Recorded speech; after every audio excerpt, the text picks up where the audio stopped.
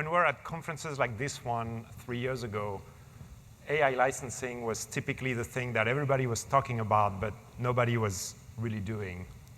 So today I'm here to share our journey at Reuters from 0 to 9 figures in AI licensing, and more importantly, share some of the lessons we learned in case that could be of value to you.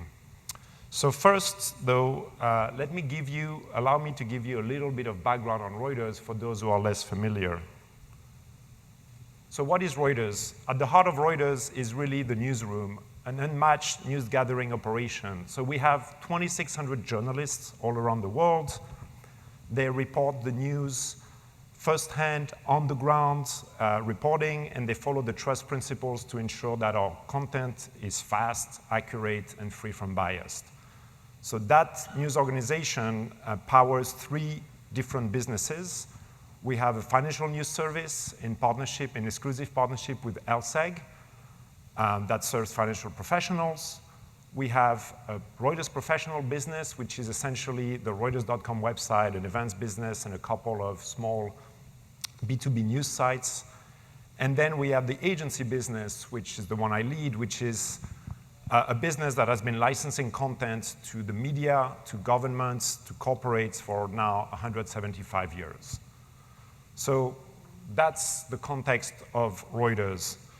So around 10 years ago, AI was usually called machine learning.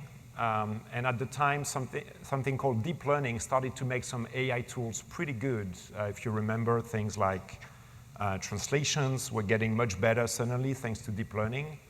And at the time, we had a first company approached us, the first large tech company approached us, and they were interested in some of our translated text articles. So see, we operate in 14 languages, so we do a fair bit of translation. And because journalists are quite focused on quality and accuracy for good reasons, the quality of those translations were pretty good, and that data had some value.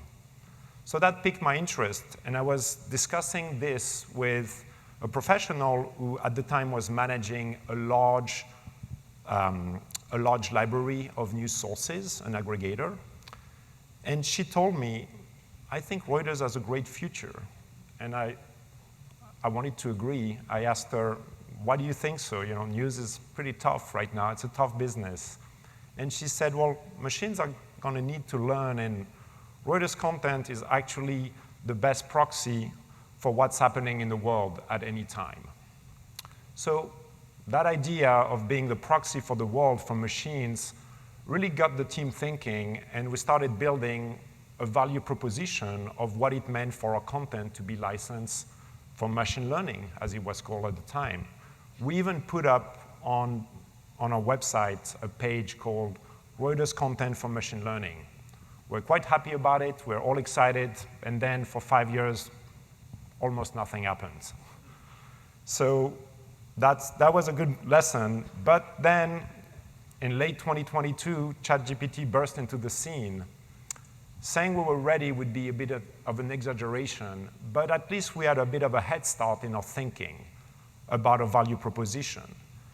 And perhaps that's my first piece of advice. Be very, very clear about what is your value proposition in a use case of AI training, of AI licensing. In our case, the reality is news is not exclusive, or rarely exclusive for a long time. There are also thousands of news sources you can go to. But we could define that we had the unique combination of having the scale we have in terms of the volume, of being truly global. We don't see the news from just, from a US lens or a UK lens or Japanese or Brazilian lens. It's a truly global content set. We also had the uniqueness of really being a factual news source. We are rich, our content is rich in facts, not opinions, which is valuable for AI applications. And then we had a consistently high quality across our entire operation. So not many organizations can claim that. That was our USP. So let me tell you now a little bit about the journey, about how we went about building this AI licensing business.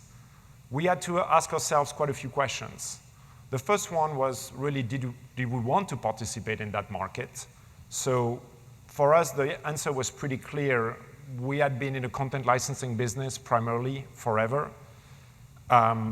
We also had tackled a lot of those technology transitions throughout our history. And early on, we're adopters of AI in the organization, but as an organization, we also had gone through the telegraph, radio, satellite, the internet, so AI just felt like the next chapter there.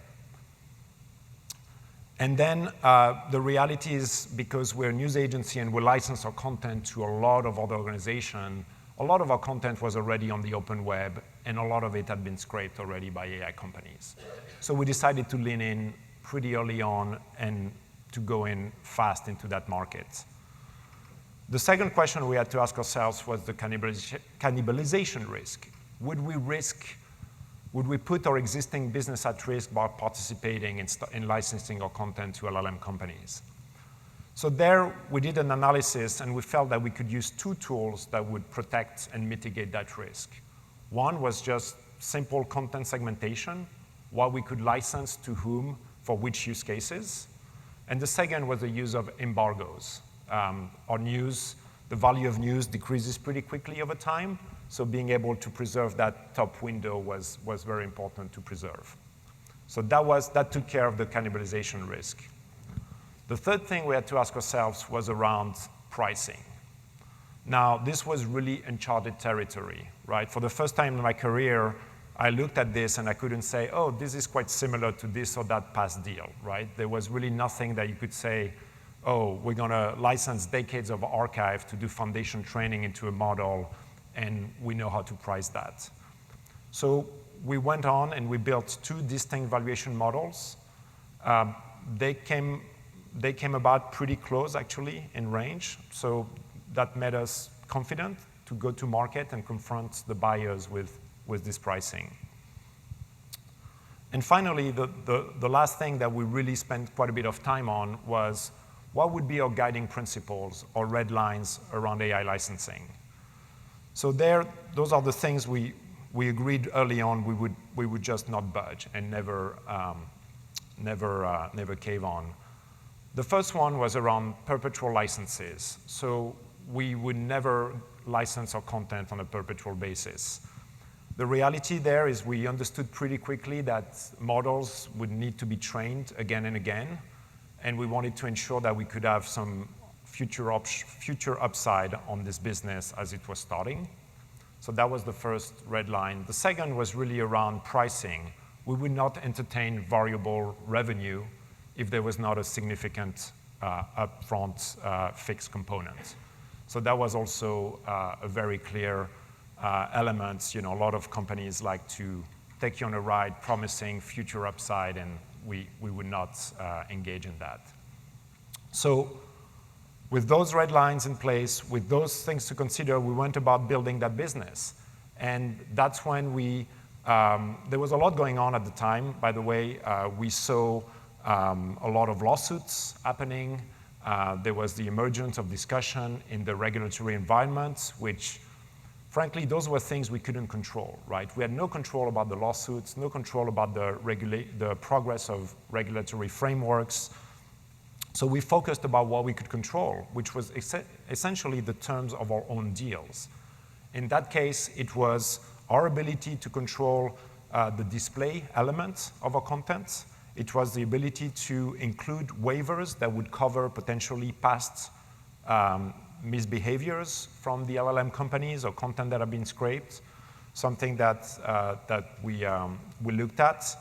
And as part of the display components, as the market was shifting to RAG deals, so the ability to display some of the content with retrieved augmented generation, when we looked at that, we paid a lot of attention to the risk for us that was quite important, which was hallucinations and ensuring that our content was not misquoted, right? We built a reputation over decades and decades. We wanted to make sure that we had the mechanisms to control whether the content was displaying, not misrepresenting our content. So that was our focus. And talking about RAG, I wanted to share a little bit how the market has changed over this period. right? So when we started, it was really all about foundation training. LLM companies needed large archives to train the models. For us, this was good. However, from an accounting perspective, this is all transactional revenue.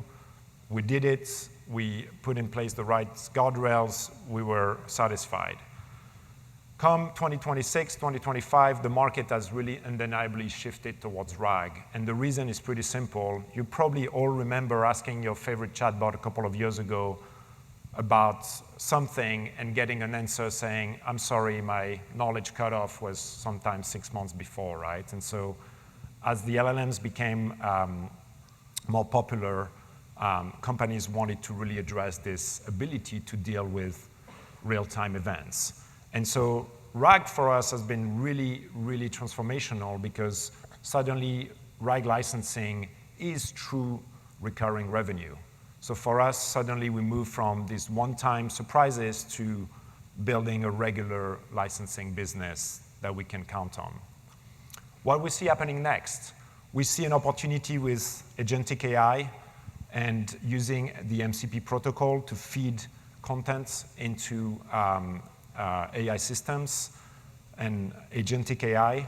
We also see quite a bit of opportunity around enterprises building their own AI applications and needing to license content to feed those business-critical applications. And we also hope that the shift towards more variable models will enable more transparency around usage and the ability to better audit the usage of the content. So what are the lessons learned on our end? The first one is around owning your narrative. I talked about having clarity on what makes your content unique in the context of AI licensing, but it's also quite important to educate the buyer. We had a couple of conversations we started with large tech companies, a product manager or an engineer with a biz dev team in the West Coast. They thought about Reuters as just some tier 2 news websites. They didn't really understand the scale of what we did. So when we started explaining the volumes that we had, the fact that a small portion of our content was actually published on the web, suddenly the opportunity, once that sunk in, the opportunity was 10x. So make sure you educate the buyer about the content you have. Second is to understand your leverage. And that can start by protecting your data. So we've invested quite a bit in bot protection to protect our sites to be scraped by LLMs. We are also pushing our customers who republish our content to do the same thing. Now, those tools are not perfect. There are many ways to circumvent, but we think that every little friction you put in the system is nudging people towards the right behavior. So that feels quite important. Remember also that an API access is always preferable to scraping, which is a fairly inadequate way to gather content. So you can play with that. And contractually, you can use tools like waivers, covenant not to sue, to essentially turn a conversation that might be a bit confrontational into a business partnership. So those are the things you can use in those conversations. And then finally, really be flexible and move fast. A lot of companies waited for clarity in the market, for the dust to settle, to engage in AI licensing, and the reality is things are moving very fast. So a lot of these companies missed on the opportunity early on. It's important to see that the market keeps changing, so that means the deal structure will keep changing. All of our deals, while we have our principles, they've adapted to the use case, the partner, the conditions of the market at that time. So having that flexible mindset and adapting constantly is really important. So those were our main lessons. Now, I asked at the beginning if we were really a proxy for the world. Well, actually, SimilarWeb released a study just this month, and we came up as the most frequently cited source in the news category. So that's very positive for us, and it also means that AI licensing has not only helped us build a new business line and support our growth, but it's also supporting our mission, which is essentially to inform the world with accurate and unbiased content. Thank you.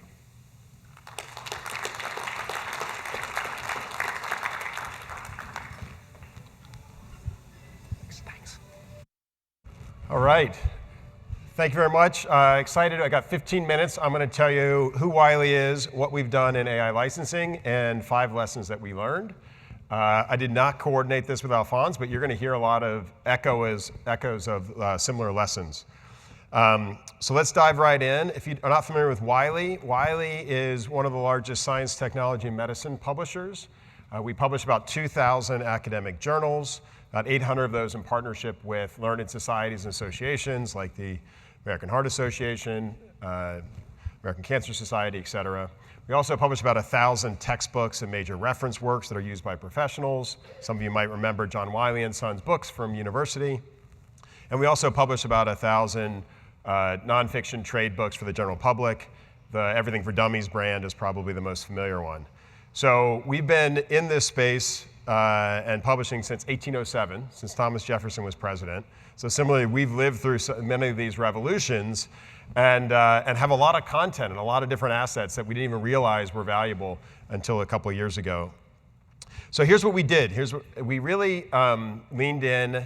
Similarly, when the ChatGPT moment happened, we recognized that AI was going to be transformative to publishing, whether we liked it or not. And we felt that by leaning in and being part of the ecosystem, making some mistakes, making some efforts, and learning quickly, we would be better positioned to both capture the opportunities and manage the risk. So we had great support from our board and our leadership, and we did our first AI licensing deal over 2 years ago, January 2024. And one of the ways we were able to do that is we established a set of guardrails with our board. We said, we're going to operate in this box. That's how we're going to make sense of all this world. What is the archival content that we'll allow to be licensed? How long will we allow it to be licensed? What is the pricing? We basically said, we're going to go as fast as we can at the pace of AI in that box. And anything we want to do outside of those guardrails, we're going to come back and consult with you. And it really allowed us to unlock that speed and that moment of uncertainty. And I would say they were orange lines. They weren't red lines like Alphonse talked about. They were orange lines, which when we got to those, we knew we had to have another conversation. Oh, we only said we want to do 3-year term. Can we do 5-year term now? Let's go back and make sure we're aligned. And we've gradually expanded those guardrails as we've gotten more and more comfortable and the ecosystems continue to evolve. In June of 2024, we created a full-time team to do this. So I used to lead strategy for the organization. I stepped off the ELT to run this P&L, right? So we put staff on it with lawyers, BD people, tech, operations, content, licensing. We had to create a whole new business unit to do this. And we started putting our flag out and saying, we want to work with people, right? We launched a partnership, co-innovation program to say we want to work with small companies, we want to learn together. We also understood we had to understand the space and many of our key constituencies. For us, the authors and researchers are critical. And so we really wanted to understand them. We launched this thing called Explanations, which I'll share some of the data from, to understand how people are starting to use and think about AI. We released author guidelines. How should they use AI in their work? We wanted to be part of not just doing one-off AI licensing deals, but when we created a business unit, we wanted that to be a sustainable, recurring, new business unit, new product lines. So we had to treat it that way and think about how we support authors. We did a partnership with the European Space Agency to build something called the Earth Virtual Expert, which I'll talk a little bit about in a little bit. We also started thinking about how we partner with the ecosystem so that our content can reach and meet researchers, clinicians, practitioners where they are. It's a great opportunity for us. Right now, we publish the book, we publish some journal articles, and we hope people read them, right? But this allows us to take our content further and reach those end users where they are. So we have a partnership with Perplexity, with AWS, with Anthropic. These allow our content, when they are an AI rights subscriber, to pull our content through into those AI agentic environments. So you can't access it if you're just using Claude. You can go and if you're a customer, you can upgrade to AI rights, and now you can access that in Claude. You can let Claude do the research that we'll pull our content into. In November last year, we launched AI Gateway, which is the infrastructure to make content available, enriched and embedded via API and MCP. It's available. It's what we use. We make it available to other publishers. And formally launched something called AI Knowledge Nexus, which is an ecosystem of licensing for fellow publishers. And then just last month, we announced partnership with Open Evidence, which Anthea mentioned, and Microsoft Dragon Copilot. Again, these are about reach and about multiplying our impact and our new revenue. Our CEO just at our last earnings shared that we've surpassed $100 million in lifetime revenue. That's just over 2 years. Lifetimes are short in AI. So here's 5 lessons learned. Follow the money, quantify your incremental value, prepare for a paradigm shift in content consumption, move up the value ladder, and don't go it alone. So what do all those mean? So follow the money. For us, and Alphonse said this too, you really got to understand which part of the market values your content the most. Right? I told you we do everything from scientific journals to everything for dummies. Should we be having everything for dummies in those same deals with Reuters and have that kind of available, ready for everybody, easily referenceable, very accessible? Or should we think about that scientific content? And we really focused on the opportunity in science. Right? So Dario from Anthropic will say that we're going to do 100 years, we have the potential to do 100 years of science in the next decade. That's a big idea. There's lots of resources flowing into that. So we've really focused on our STEM content. Initially, books were most relevant in that model training. Turns out things that help humans learn, help machines learn too. And now as we get more advanced and expert, research content is becoming more and more valuable. So we really focused on our STEM content and the type of people who are putting money behind this big idea. So it's not just the LLMs, there's a lot more vertical language model developers, small language model developers, and companies who are integrating these systems in-house, right? The 12 big LLM developers are a tiny, tiny portion of how we think about the market and what we think of the opportunity.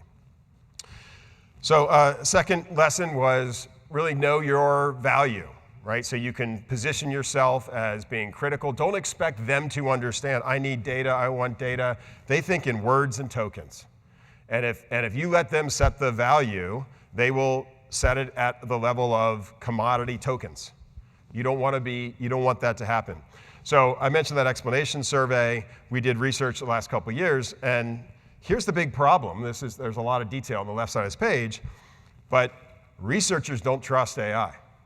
And those are end customers. And these are the researchers who are trying to do 100 years of science in the next 10 years. These are the 4 major reasons that they struggle with adopting AI in their work. At least 84% of them chose at least one of those options. They're worried about hallucinations. They're worried about privacy, security, ethics, provenance of the data. Right? I can't trust what's in the model weights alone. The model weights is like your memory. Right? Memory's pretty good, but it's not accurate. So imagine taking a test by memory. You're getting things wrong. In high-stakes environments, they need to connect to the authoritative sources. That's where RAG comes in. That's where you go from memory to an open book test. Right? You can cite, you can reference back. So then we looked at what's the value of our content versus the alternative. Right? There are a lot of research abstracts out on the web. You can get those. Well, we looked at how many unique pieces of new data and insights are available per article. And there's 82% more insights when you have a full text article than when you just have the summary abstract. Okay, so now we're making the case and showing the value of why you need to get a full text article and figure out how to integrate that in your system. Because if you're in a high stakes environment where you want to find the next breakthrough in battery technology or drug discovery, do you want to leave 82% of insights on the table? Right? Now we're talking about helping solve their problem. We're not talking about content licensing. So that was the second lesson. Third lesson, paradigm shift in how content is going to be distributed and consumed. So I think publishers did a remarkably effective job in the print to digital transformation. We built a whole ecosystem, and it's really the ecosystem on the top of this page, where we have built a digital discovery and information system where you have, in our case, researchers who are looking for articles to help them solve a problem. They do some type of web search. They land at the publisher website. We do an entitlement check. Is it an open access article? If not, do they have a license subscription to do that? And we bring them back a full text article, right? HTML or PDF. We all know that world served us really well. There is an entire parallel universe already emerging in the agentic web, where agents don't want to go do a web search to a publisher website. They're looking for answers. And so that researcher is empowering an agent to work on their behalf, and they're sending them out various agentic AI tools, and they're hitting APIs. And MCP is a flavor of APIs, and they want chunks of content. They want answers. They want insights. They want recommendations. And so we've had to build an entire parallel technology stack to talk to agents, as opposed to talk to humans. And we think in the next 12 to 18 months, there'll be more traffic on our content through this API agentic system than the human system. So that's kind of a big deal. All right, fourth lesson is how do we create increasing levels of value? And Thea had the pyramid. Alphonse had a journey of time, very aligned, right? At the early days, it's about raw content and how you can help power LLMs. Think about what is the archival content that you feel, we fully believe in embargoes. What do you feel is safe that you could license to LLMs? But that's a one-time payment for a term. 5-year term, that's a long time. We don't know what's going to happen. You get all that money up front, it's great, it's a sugar high, but it's not a business, right? And then this European Space Agency, this amazing project, you can query, it's a free product, I think it's rolling out publicly if it's not quite out. But we license content to the European Space Agency to build this amazing tool. And so it's not just about, we've done deals with some of the big LLMs too, but there's a lot of, as I mentioned, a lot of opportunity beyond just the LLMs, the big LLMs. But you want to move up that stack, right? And so empowering RAG means how do we take our content, how do we enrich it, tag it much better than it is today, make it in AI-ready consumable content, which is chunked and vectorized, and make that available via API or MCP. Now that content becomes a lot more valuable, and it can be accessed in real time in a RAG setting, which means that they can cite it's not predictive, like what a model is, it's declarative. This is the source, and I can cite back all the things that we need to do to provide citation, legitimacy, provenance, and that becomes ARR, right? And so there are a number of industries, life sciences, healthcare, engineering, materials, financial services, food, ag science, where we're now increasingly working with those end companies themselves who are building these kinds of agentic environments, as well as commercial providers, and having to navigate where do you license to the end customer, where do you work with a commercial provider. But we think that's a great opportunity and where we see the recurring revenue. But you can't do it alone, right? We have a small team. And so the next thing we really thought about is how do you build data ecosystems and marketplaces? How do you connect into other ecosystems that already exist? That's why we partnered with Microsoft Dragon. They're the #1 ambient listening tool in clinics. So we want to pull our clinical evidence into that setting. So if you're a hospital and you upgrade to AI rights with us, you can pull Wiley evidence from Cochrane and others, their content, right into Microsoft Dragon Copilot.